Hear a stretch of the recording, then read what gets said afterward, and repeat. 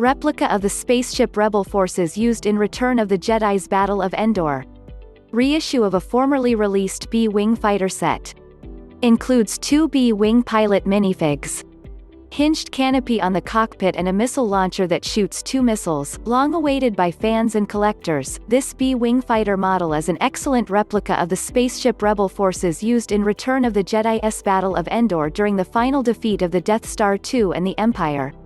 A reissue of a formerly released B-Wing fighter set, 7180. This ship is bigger than the original, standing 15 inches tall on the display stand, and has almost 100 more pieces, 435 versus 338.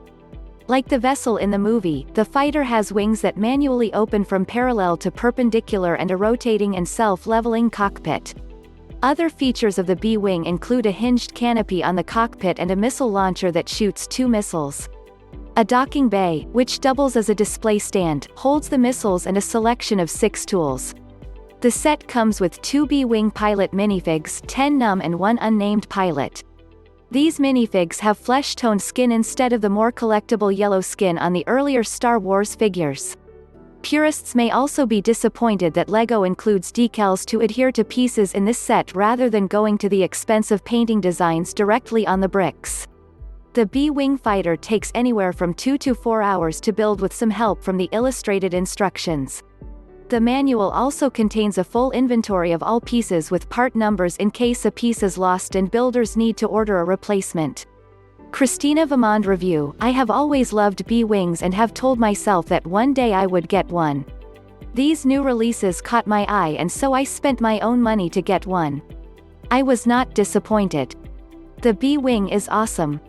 It copies the design and features from the fighter in the movie very carefully, so it's a good-looking model actually. The B-Wing in the movie is pretty ugly, and this copies the ship from the movie, but I've played enough video games to respect its firepower.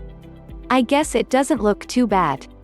It's a nice LEGO, but nothing is perfect. Here are the pros and cons. Pros: at a good 15 inches tall, this thing is monster.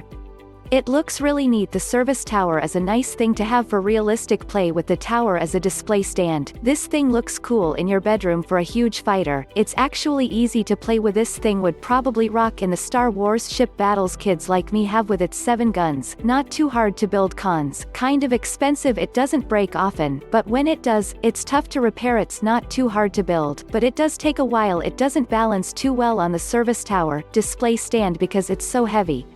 Don't touch it though and you'll be fine. The Ten Numb minifigure doesn't look too good in my opinion. You have to open the S-foils manually.